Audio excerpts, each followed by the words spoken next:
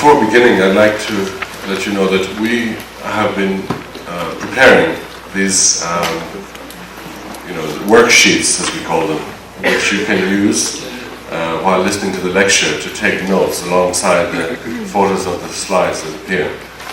Unfortunately, because of time, we only have 50 copies. So what I would like to ask is all regional leaders, national leaders, and city leaders, please raise your hands. And if we distribute to you, then we'll see how we're doing. So all regional, national, and city leaders, raise your hands. So you just quickly distribute.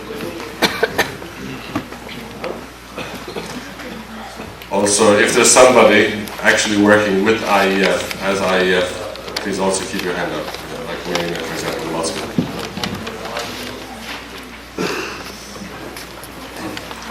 I'm sorry, we're actually, the Citrus Center was working all night to prepare these, so we managed to get 50 copies. We would have liked to prepare for everybody, but those leaders who receive them also, you can use them together with your members.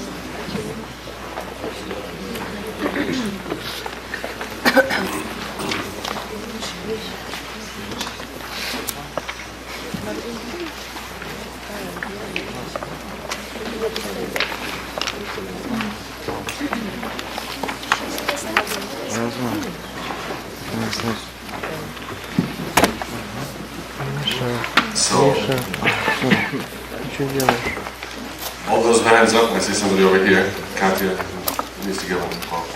Over here.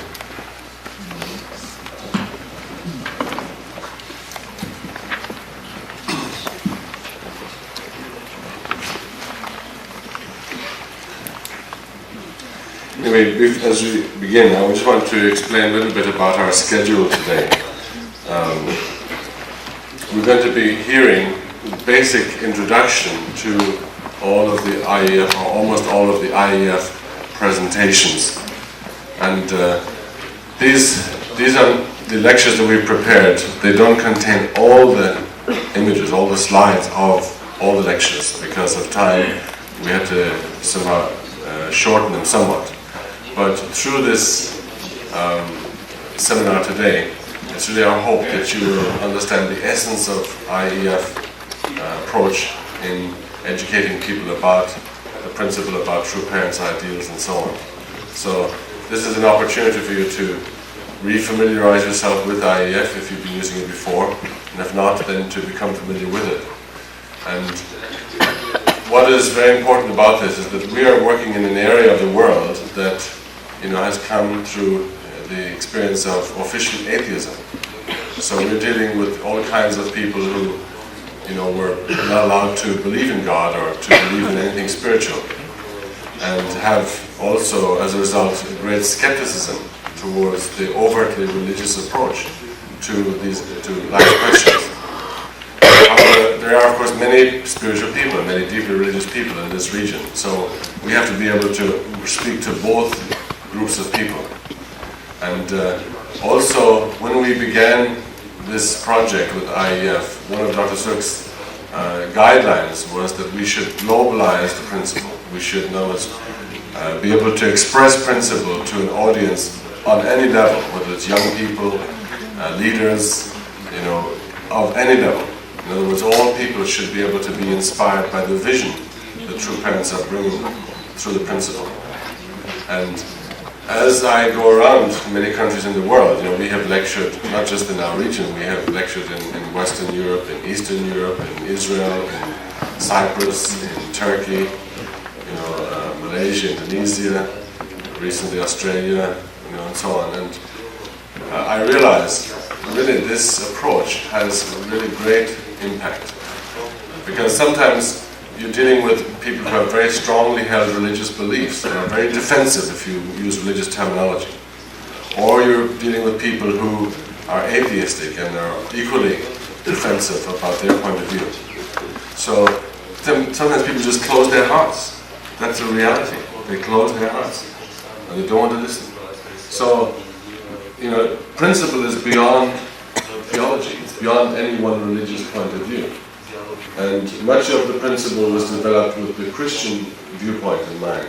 how to convince Christians about the truth of principle. But we're dealing now on a global level with people who have no understanding of Christian theology, or no belief in God, or different concepts, many different concepts. Yet we have to try to inspire them, we have to try to touch their hearts about the ideals of true parents. And so this is the time now, more than ever, when we need such an approach. And our experience, as we've gone around the world, is really people are always inspired by the original ideals, the three blessings, the concept of true love and the ideal person. Even without rigid terminology, people are deeply inspired because they feel it's true, it touches their original mind, at the same time it's also an inspiring vision. So people's hearts open up. Then later we can explain more details and a more religious approach according to their desire, their preparation.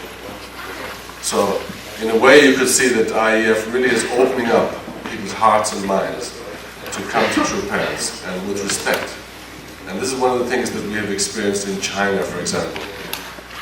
In China, I'll give you an example. The same moment that we were opening a conference in one city, I can't even remember the name now, but where Dr. Sirk was giving his opening speech, and in his opening speech he always started off by mentioning that, on behalf of Dr. and Mrs. Sun Yung and the founders of IEF, I want to welcome you to this conference. That's always been part of the speech. The same moment that was going on, our missionaries from nearby country were being kicked out of China. Now the authorities know, Dr. Sirk is representing Reverend Moon. These missionaries are representing Reverend Moon. But they were welcoming him and kicking out the missionaries. So in certain countries you simply cannot come forward and be like we do in a free country where you can speak very religiously. You can't. And so we would not have been able to open up China to true parents' work without this approach. It would have been absolutely impossible. We have enough experience to tell us this point. And what we've been able to do also is to truly inspire Chinese people with a vision based on principle. And they are very family ethic-centered people. So they respect family ethics. And when they listen to these lectures, they feel, that's right. That is really true. Even we cannot mention God in China. Can you imagine? The word God we cannot say. We cannot talk about the Bible. But when they hear the lectures, they are truly inspired. We've had so many testimonies from people. Even one time we were giving lectures in the Great Hall of the People in the center of Beijing. We had a program there which involved a conference and also lectures, IEF lectures. And one of the leaders actually who was organizing it, and was himself a communist, in his speech he said, you have perfected the ideal of communism. What you're doing has really filled out. We have to admit, as communists we have to admit, there were mistakes, there were flaws in our ideology, and we couldn't figure out how to solve them. But your approach has really filled in the gaps. So you have been able to explain the ideal that we were seeking after. Also, some of the Chinese philosophers who have attended, people who have really studied Chinese philosophy and Confucianism, they have said to us, that you have taken Chinese philosophy, you have modernized it, and now you're bringing it back to China. So you're reviving our philosophical concepts. You're renewing Chinese concepts of family ethics and social ethics and all these great values. You are renewing these things and you're bringing them back to this country. So the government in China has wanted for several years to try to find an idea to inspire young people, because they understand, even if they don't admit it, they understand Chinese young people absolutely don't believe in communism. Actually, Chinese leaders don't believe in communism. But they cannot lose face. And so they feel this approach, and what they have done is they have tried to teach young people about Confucianism. They wanted to revive the teaching of Confucianism, but young people also rejected that, because several aspects of Confucianism are not adequate for modern life. And especially women don't like Confucianism because of the role of the woman in Confucian ethics. And so many times they try to revive the teaching of Confucianism, but it's not working. But our approach, again, in Confucianism fills in the gaps. and expresses heart rather than simple ethics. And so again, people are inspired, they're really excited about this approach. So, we've been doing this now for 10 years in China with great success. We've had over 150 or 160 conferences, about 100,000 participants over those years. And most of them leaders, government leaders, provincial leaders, city leaders, all kinds of people have attended. And so this kind of response absolutely would not have been possible if we had acted in a very traditional approach in China. And so people are respecting true parents because of the idealism, not because he's famous, not because he looks like he's rich. The idealism they're catching.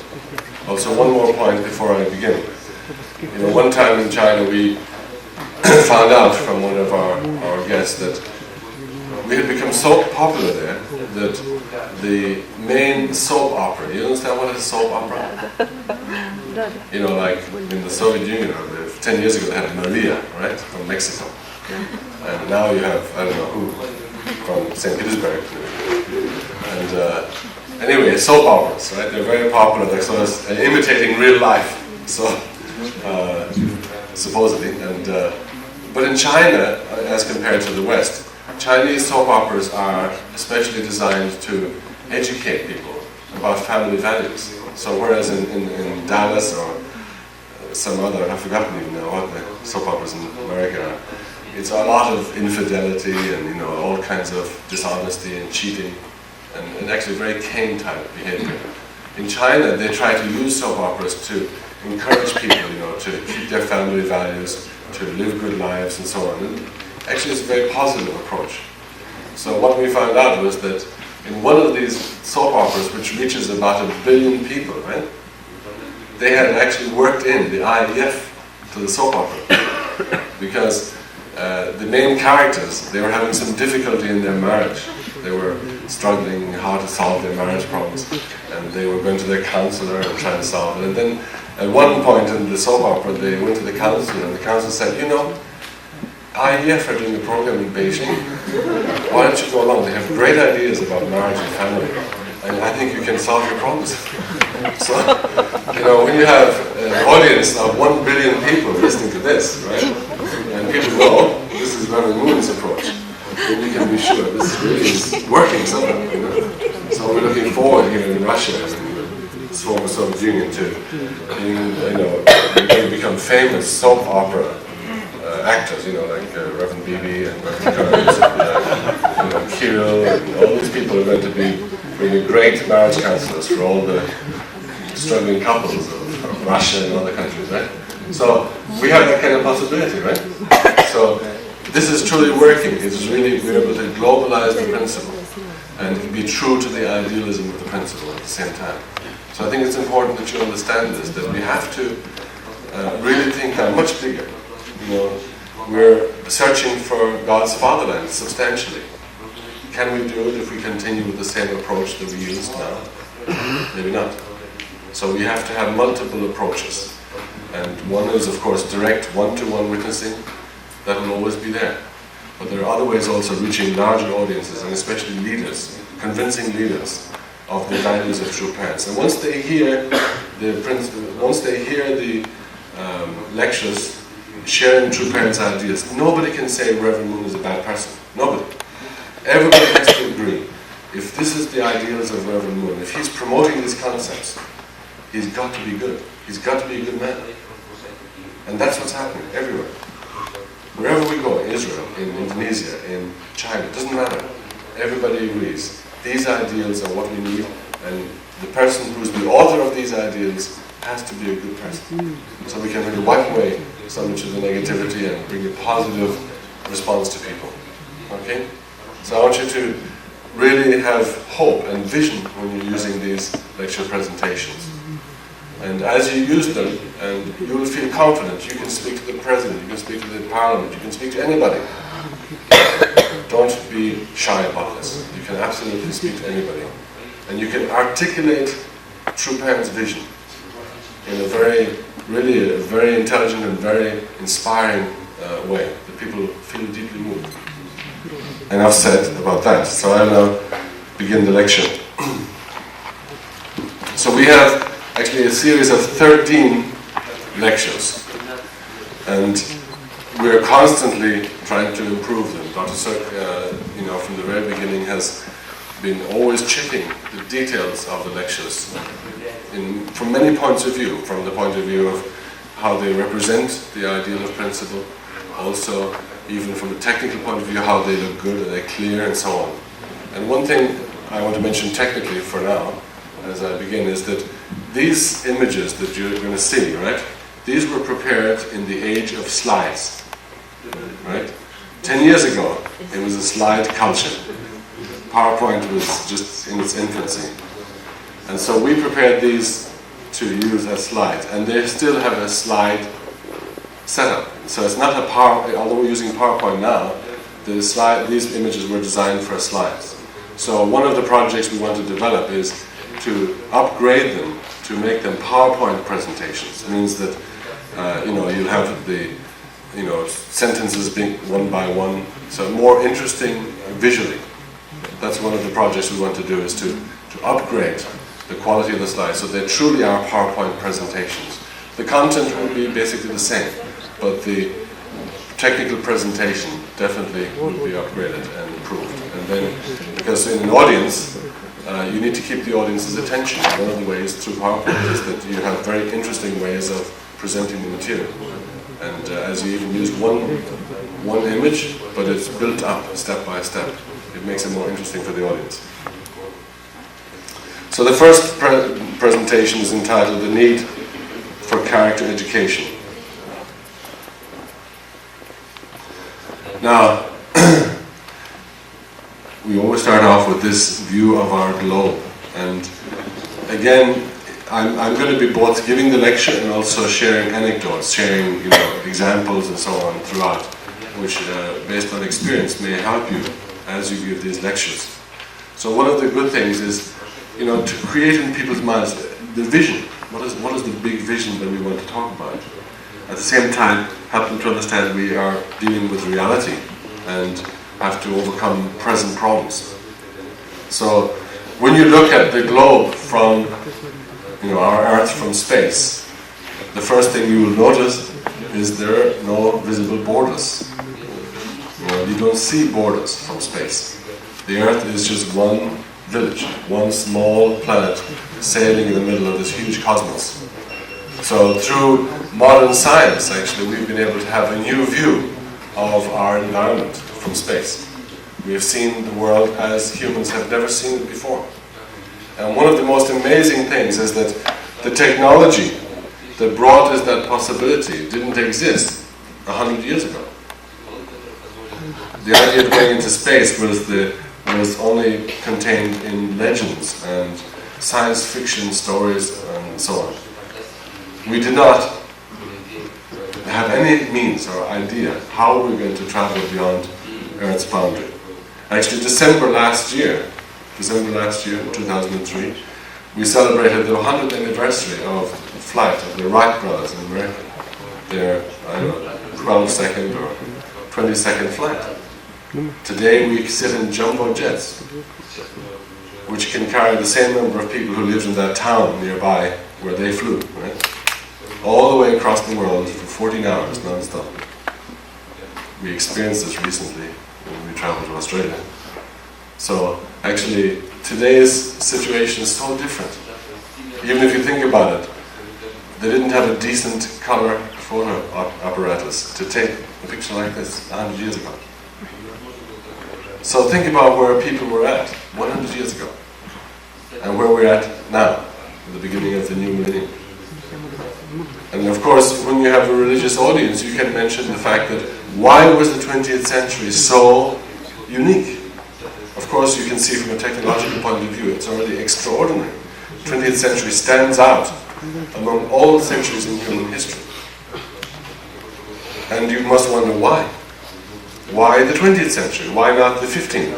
Why not the 30th century? Why the 20th century? Suddenly things began to blossom. So you saw in people's minds the questions about why. And later through principle and parallels of history, we explained to them why. there is a clear providential meaning behind what's going on. But everybody can understand the 20th century was an extraordinary century in human history. There has never been in human history such an extraordinary time. And this is represented very much by some of the best aspects of the development of science and technology. So through science and technology, we've been able to build a global village. Think about this, right? Imagine your country is in the World Cup final, right? Soccer final. Let's say it's which country? Who's the best footballing country in this region? Estonia. Okay, Estonia. Estonia is in the World Cup against America. Actually, America is not a very good soccer country. Anyway, Brazil. Okay, Brazil. That's a good one. And the game is being played in Australia. Final of the World Cup is being played in Australia, right around the other side of the world. You know, it may cost thousands of dollars to fly all the way there and sit in the stadium and watch the match, right? But you can sit in your home in Tallinn and you can see the ball more close than the people who pay thousands of dollars to travel all the way to Melbourne or Sydney for that match, right? And what they don't have, like if they blinked at the wrong moment and the goal went in, they've missed it, right? But you can see the replay right away. So we have that kind of possibility. So we have instant communication, instant, ability to see around the world. So technology has given human beings in their hands the power to create unity. So imagine Estonia scores a goal, right? What happens in Estonia? How many population is Estonia? 1.5 million. What do you think is happening in Estonia at the moment the goal is scored? Everybody's jumping up and down, right? And Brazil, what's happening? They're all crying. Tears are streaming down. Oh no, Estonia going to go. So, the technology is creating emotions around the world. So people are either being delighted or very depressed and sad. The same moment. So technology has the power to create unity, create really a global village, even emotionally.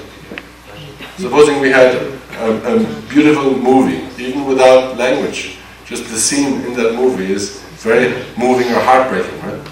If you show that throughout the world, everybody can cry at the same moment. So we have this kind of potential through modern science, modern technology and communication.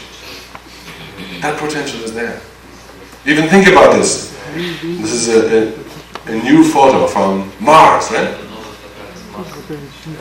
We can actually photograph the stones on Mars. You can pick them up, check them out, find out what they're made of. When the computer breaks down on Mars, as it did, what do? Fix it. Reprogram it and get it moving again. And Mars is further away than the Sun.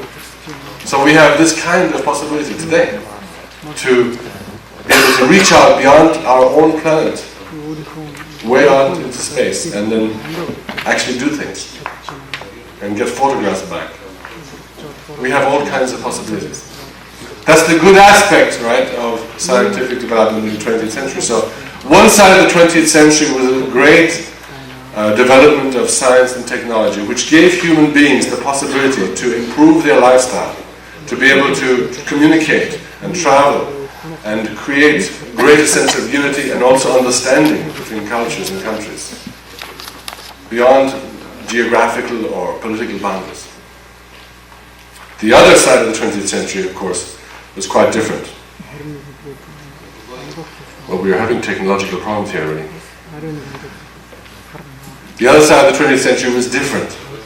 And that was that it represented the bloodiest century in human history.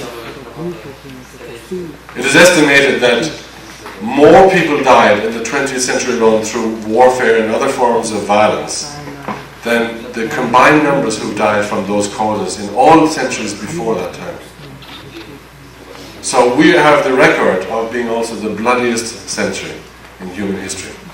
And of course, in the 20th century, we developed the power through nuclear weapons to be able to annihilate all life on Earth. And that is, of course, the dark side of the 20th century. So human beings really, in a way, demonstrated their very best and some of their worst in the 20th century. And that is how we entered the 21st century. You know, I often quote one statement by the former US President Reagan when he was negotiating with the Soviet Union, Gorbachev, about reducing weapons, right?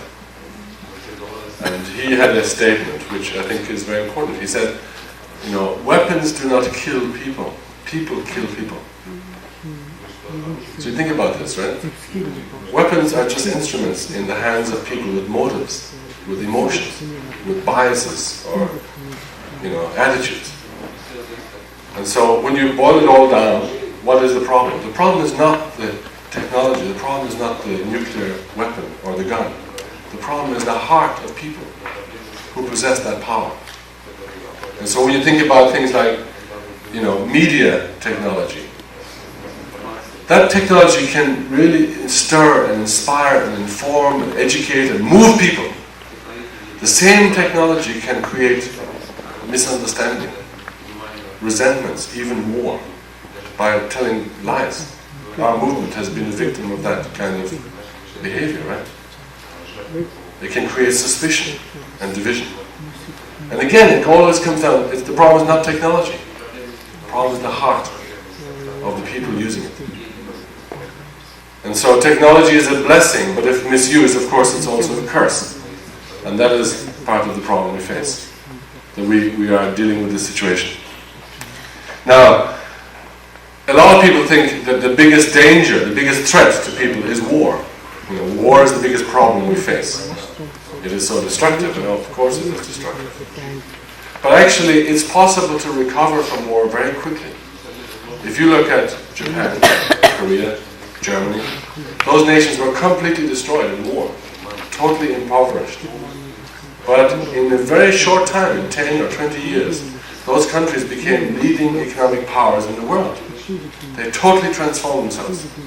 So actually stopping war is quite easy in that sense. But there's one problem in the 20th century which became very big, and it's a problem that cannot be solved maybe even in one generation, and that is the family breakdown. So you can recover from war very quickly, but how long does it take to recover from the breakdown of family? Because if parents fail in their relationship, it affects the children. They cannot be an example for the children. It destroys the children's trust. And then the children have no example to follow. Then they are more likely, based on statistical research, they are more likely to repeat their parents' mistake. And so the problem of divorce or breakdown can multiply itself over several generations. So family breakdown is actually more deadly in many ways than war. So we have to, this is the central theme of all of our lectures, is family. We know without blessing, without true family, there's no kingdom of heaven, there's no peace, right? So we have to really make the case clearly. The biggest threat to humanity is not war, but the breakdown of the family and the failure to establish the ideal in the family. That is the number one threat. I mean, why do we end up with nuclear blackmail or nuclear threats? Because Adam and Eve failed. That's the reason. They failed. That's why we have war. That's why we have all kinds of problems. If the ideal was established in the beginning, we wouldn't have these problems. And we are faced with the same problem today. We might think we have advanced because of science and technology, but the reality is, if we haven't established the ideal of true family, we have not changed anything, no matter what the external situation. And so that people have to understand. Often people think that we're so smart with our economics, with our politics, with our technology, we can do everything. But actually we can do nothing unless we restore the family. And so when we look at the situation, one of the biggest problems to emerge in the 20th century, in the second half of the 20th century especially, was the increasing divorce rate. the breakdown of the family. So we have spouse and child abuse, infidelity and divorce. And so the very center of what makes people human and what creates a peaceful society actually was destroyed through the increasing divorce situation. And who are the first victims when the family breaks down? Young people. Oftentimes couples are centered on themselves in their arguments or discussions or battles in the court or whatever. They're centered on themselves. What they've forgotten is the children actually become the first victim. Because children don't choose their parents, do they? Did you choose your parents? That's a very important event in your life, to be born, right? Don't you think so? It's really important, being born. And that's such an important event. You have no choice over it. You don't choose your parents. So either you're blessed or you may be a victim, depending on the standard of your parents. And you don't choose. And so we have to understand that children become the first victims of breaking marriages. And in America, again, you know, in some lectures we go into a lot of statistical explanation, but for the sake of brevity, I don't do it here. But statistics have shown that, you know, now that we have enough time after one generation to evaluate the results of divorce, now we have enough time to see the effect on the next generation. And what they've discovered in America and in Western Europe are the very heavy psychological burdens that are placed upon those children who are born are from families of divorced parents. They are now beginning to measure the result, and there are many negative results. And people are beginning to realize divorce was a big mistake. The liberal divorce laws and this approach was a big mistake. And so young people go into they lack love, they lack example. They try to find fulfillment for their broken hearts. They think sex will solve that. And they discover it doesn't. They go into drugs to fill the gap in their heart. It doesn't solve the problem, it makes them slaves. Also, part of the dangers today is contracting sexually transmitted diseases. And of course many others lose their moral perspective and they just go into a life of crime. And so young people, you know, they don't find love in the family, they don't find fulfillment in their family. They try to find it by other means and end up destroying themselves. And one example of how things have changed in America can be seen by this analysis by the former Education Secretary of the United States, William Bennett. He gave a talk at one of our conferences actually, and he was pointing out this fact that the biggest problems faced in American classrooms in the 1940s was children talking out of turn, making noise, improper clothing or littering. But what do teachers in American schools face today? They face drug abuse, alcohol abuse, numerous pregnancies, and assault. You know the stories, right, about students sometimes in America coming to school with a gun and shooting their teacher and their fellow pupils or students. That is not, that is reality. And so things have really changed. And many people are beginning to realize that the problem of American schools, or schools in any country, they begin in the home. So children bring to the school the problems that they couldn't resolve in their home. And then, the family problem spreads into society. So one great British historian pointed out what for us is obvious, but it's not obvious for everybody, that the greater our material power, the greater our need for spiritual insight and virtue. So actually, the freedoms that we get and the technological abilities that we have can be a blessing or a curse, depending on our heart, the state of our heart, and our motives. For example, now, this place where we are, the Soviet Union.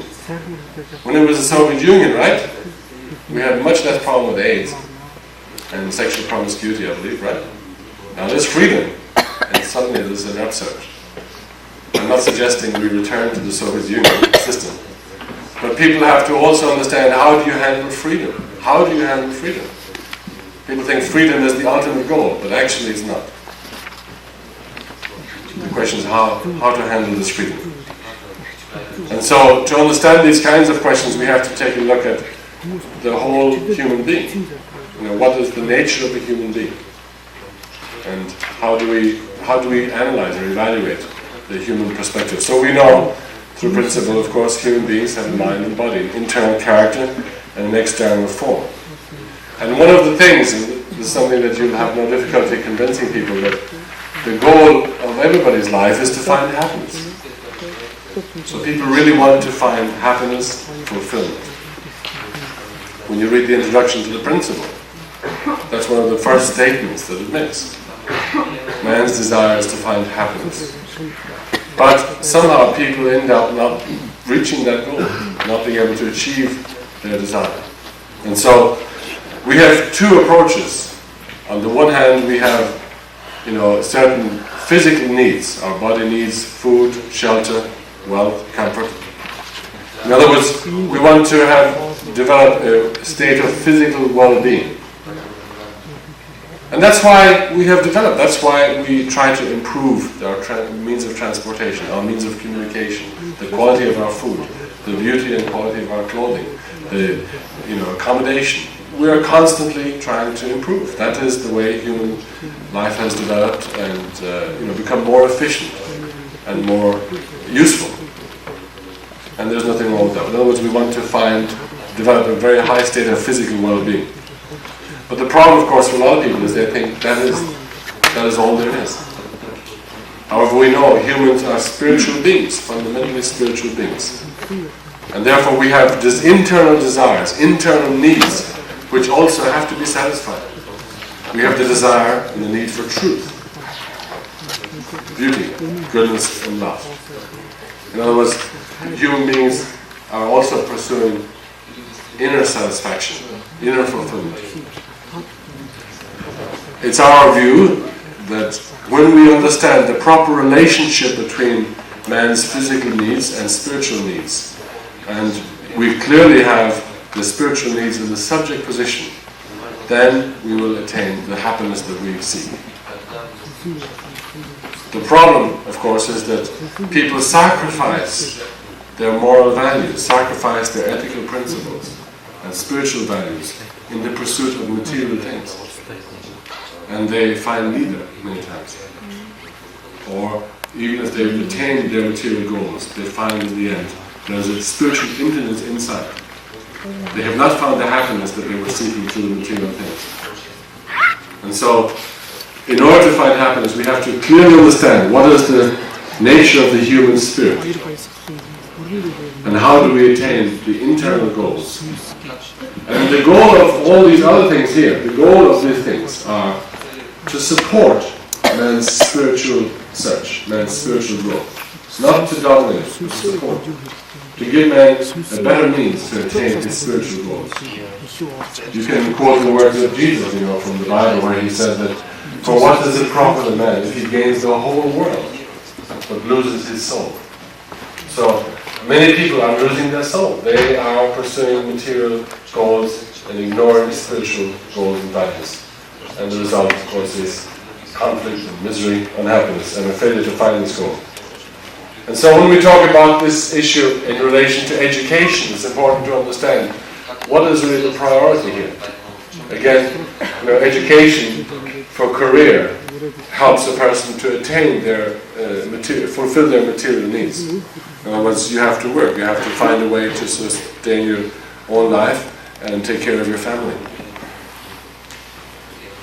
On the other hand, also, education for character should teach the important spiritual values required to develop good character, to build a foundation for a healthy, happy family, and ultimately also the spiritual foundation for a peaceful society in the world. So it's important that education is able to cater for the two aspects. There's a statement which I think will appear later, but it's from Dr. Thomas Lee Corley. He's considered the father of the American character education movement. He's also an advisor to IEF, and he wrote the introduction to our book, Educating for Heart and Character.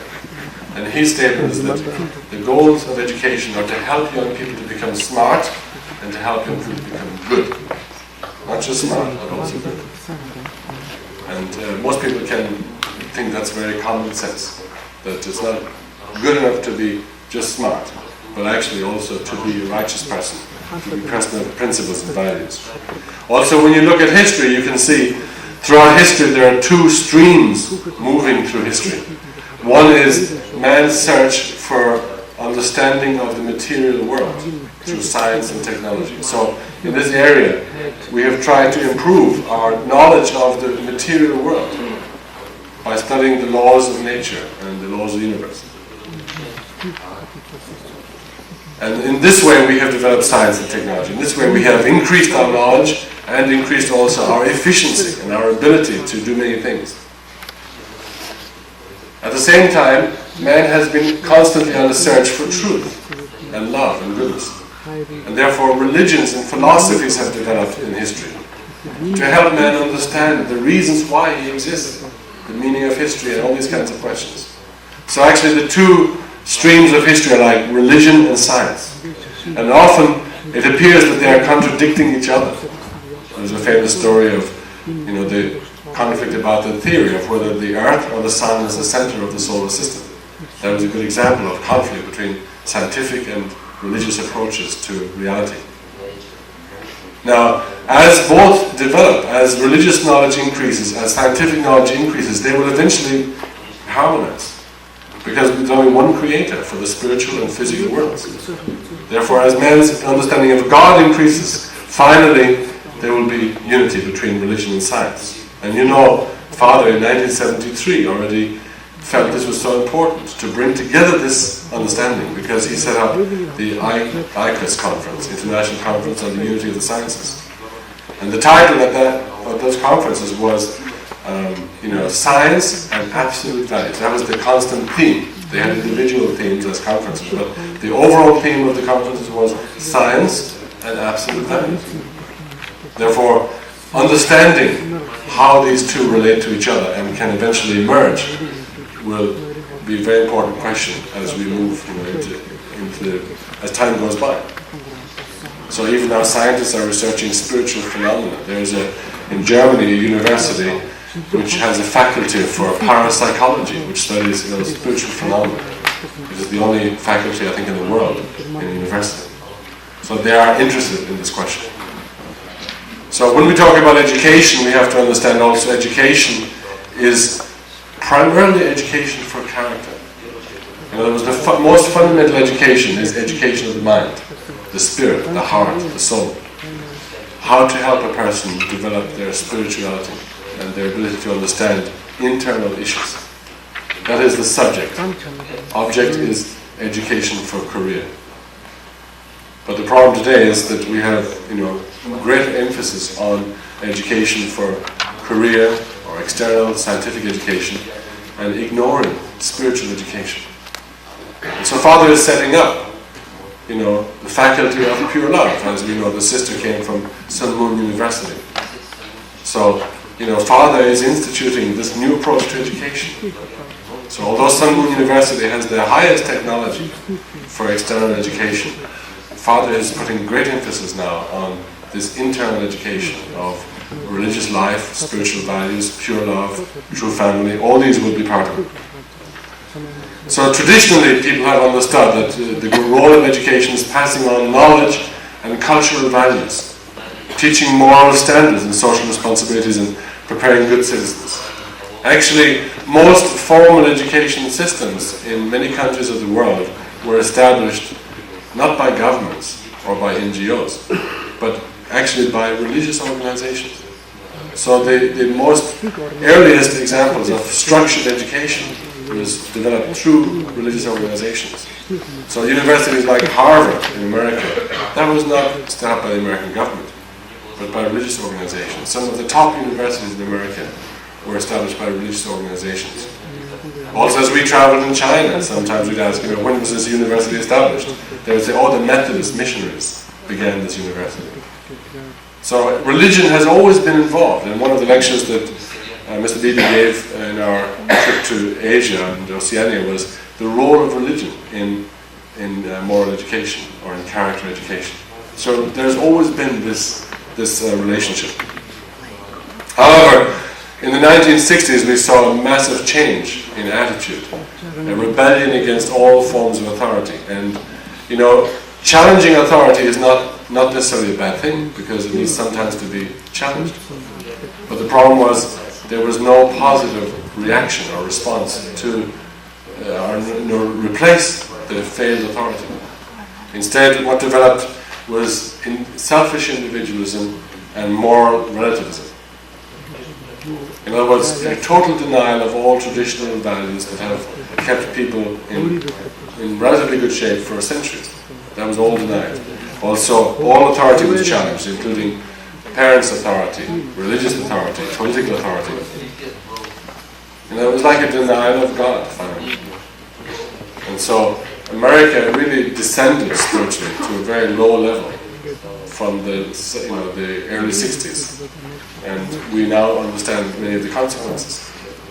And so there was a very negative reaction to what they considered to be hypocrisy in leadership. Also, a concept called values-neutral perspectives crept into the education system. Keep in mind, we're talking about education here, and so we're focusing on educators many times. So, teachers and educators, they understand clearly. They don't know how to deal with the challenges they meet in the classroom. So young people stand up and ask them a question, they don't know how to answer. And partly because they themselves have the same struggle.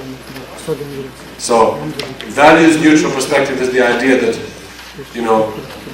there are no moral absolutes. There are no moral absolutes. There's no such thing as right and wrong. You decide your values. You decide what is valuable for you. So this kind of concept actually became very popular, very fashionable in America. And so, in American society also, there are so many different races, so many different religions and groups that, America on the one hand is a very pluralistic society. But then the idea developed that you have to tolerate everything. You have to tolerate all viewpoints. So if it's homosexuality, lesbianism, if it's, all kinds of things, you have to accept everything. So that is pluralism. But actually, while we should be tolerant, absolute tolerance is very destructive. And today in California, maybe you've heard the news last week, in San Francisco, the government, court in San Francisco and the city mayor have defied even the state law of California and started handing out marriage licenses to over 3,000 or 4,000 homosexuals and lesbians. Even it's against California law. The people of California rejected homosexual marriage. But yet in San Francisco, the mayor and the city court defined that law, and now thousands of people are going to San Francisco to get their unions legally registered. So what can you do? And they're demanding the same rights as married couples, heterosexual married couples. The next stage, what will it be? The right to have sex with children. That will be the next stage. There are such organizations, believe me. So where do you stop when you have absolute tolerance? There is no end. And Satan just runs riot everywhere. You cannot do anything. And so one of the things that people are facing today is the challenge of immoral behavior through the legal system. So when you talk to leaders in many countries about this, they understand exactly what you're talking about, because they are afraid that behavior will come to my country too. Before they think, it's an American problem, it's American gays and all this. That's not anymore the case. It'll come to Russia, it'll come to China, it'll come to Estonia, it'll come everywhere. And how are leaders going to deal with this question? How are you going to be able to stand up against the acceptance of homosexual behavior? How are you going to deal with the challenge of people who want absolute tolerance? What are you going to do about it? Where is your answer? So when you challenge leaders like this, really they have no answer, even religious leaders. They don't know what to do. They don't have any concept to defend themselves or their societies. That's reality in today's society. Also, the decline of religion was a big problem in America, when even the American children are not allowed to pray in school. You can have all kinds of really weird organizations in the American school system, but you can't have Bible reading, you can't have prayer. Even the American Congress opens with prayer, but they don't allow American children to pray in school. And so it's like, they are throwing out all the essential things which make society civilized. And many other issues relate to this. Also, one of the new trends, which is now a hopeful sign, is that it's like America has come to the edge of the cliff, right? They're looking over and they realize there's disaster down there. If we go one step forward, we're falling on the rocks. They understand this point. Also, one of the good aspects of America is that it's a young country, and like a young person, they are liable to make many mistakes.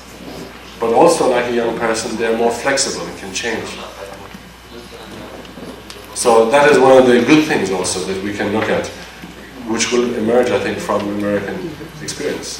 That maybe they learn some lessons which they can then share with the rest of the world.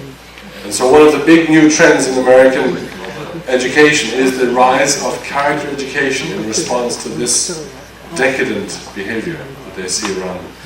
And so many American parents are taking their children out of schools, government schools, where there's no religion and no moral values being taught. And they're putting them often into religious schools. Many of the popular schools in America are run by Catholic Church or Protestant groups. And so they're removing the children, putting them into schools that teach values, teach moral values, and help young people to have a sense of morality. And so there are many people now focusing on developing this issue of character education. Actually, the book which we published in America, Educating for Heart and Character, many people, many of the leading character educators in America, like I mentioned, Dr. Thomas Lee Cohen, he's considered the father of American character education. He's a University of New York professor. Also, many of the people who are involved in family life education, like marriage counselors, the top people, even Stephen Corley, you may have heard of him, right? They have written in our book their recommendation of our book.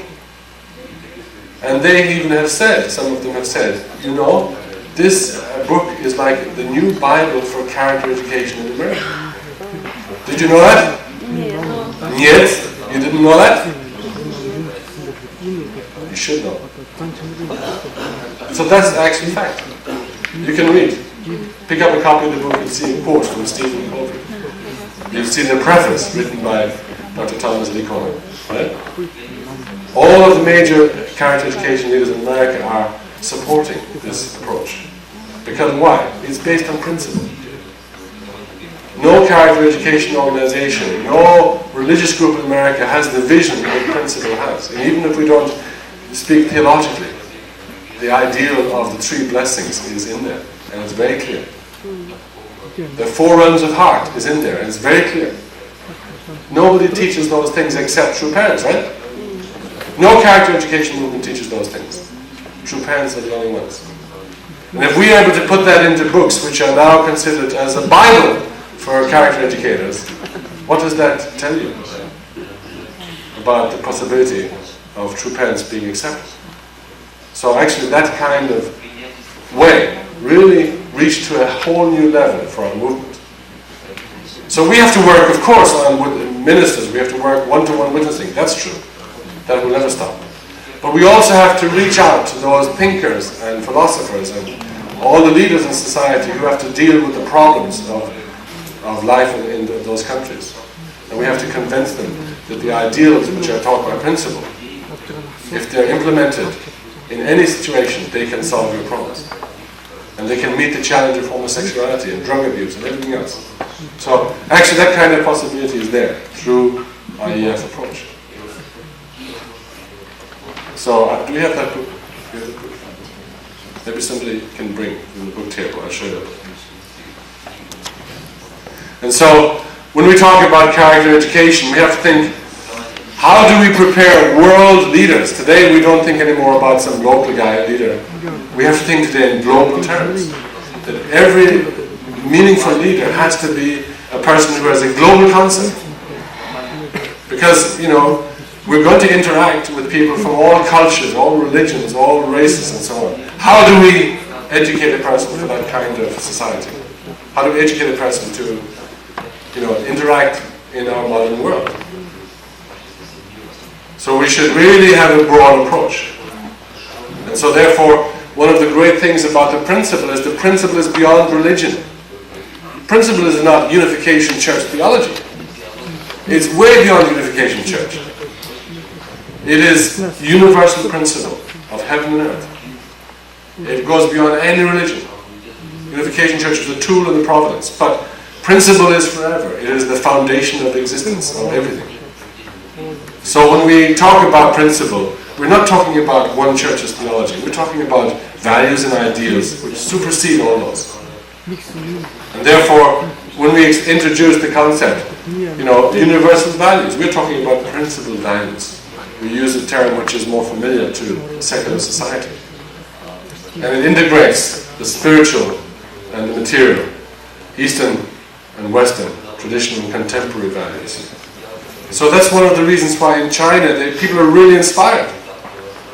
Because a lot of people in the East are sort of, in one way, admiring the West. They like the science, the technology, the development, many things they like about the West. And many Western people are looking towards the East. So there's increase in martial arts and all kinds of interest in Oriental religions. So there's a coming together, an integration naturally occurring between East and West. And between material and spiritual things.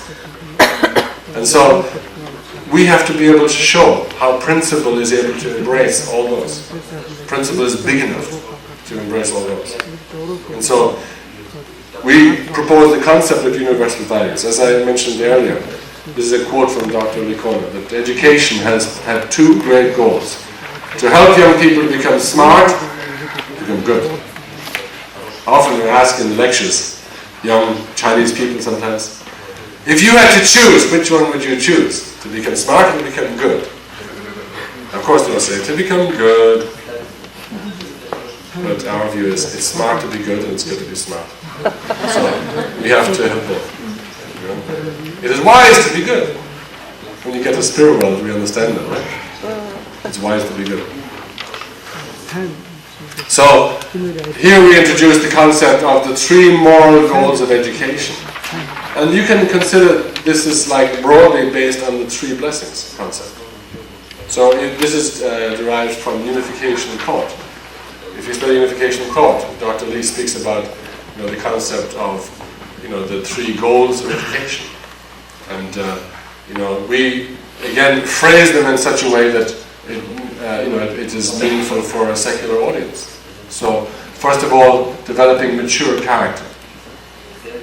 So one of the first goals is, how do you educate a young person to develop maturity in their character? Secondly, how to help a person to develop the ability in their relationship skills. How can they relate lovingly to other people and have the means, the skills to establish a good family? How to develop this ability. And finally, to consider that their studies are not just for their own well-being or for their own enrichment, but finally they have to become a person who really contributes to society. That they will be remembered for not how much money they made, but what good things they did and how they contributed to society. And in this respect, when we talk now about the first moral goal of education, we have to deal with the question of heart. And so the emotional center of a human being is their heart. It is that aspect of the person that pursues true love. From Dr. Suk's lecture later, and also Mr. Beaver's lecture, you'll hear more detailed explanation about this. And that is, human beings pursue true love. But a person isn't born experiencing true love. A child is born, they have to grow, they have to mature physically and also spiritually, emotionally. So they don't automatically attain true love. And on the way, especially in this secular world, in this fallen society, there are many pitfalls, there are many mines on the path. They can make many mistakes. Therefore, the development of good character is very important in a young person's pursuit of love and fulfillment. How many young people think that love is sex? And they destroy themselves. Tens of thousands of American girls, by the time they reach the age of 18, they understand. They will never experience holding their own child. They know, by 18 years old. Why? Because already they have a sexual disease which made them infertile. So they know, I will never have my own child. And who will want to marry me when I have a disease? Or if they're destroyed before they reach 20. Maybe because they thought having sex is love. But actually they were wrong. Because nobody talked about this. Moral values, ethical behavior, responsibility, respect. In other words, they weren't educated in character. Their conscience wasn't sharpened to protect them from all the pitfalls that exist in modern society. So they really become tragic people before they reach 20 years old.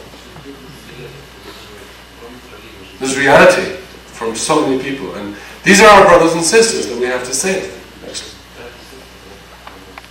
So one of the important aspects of the first development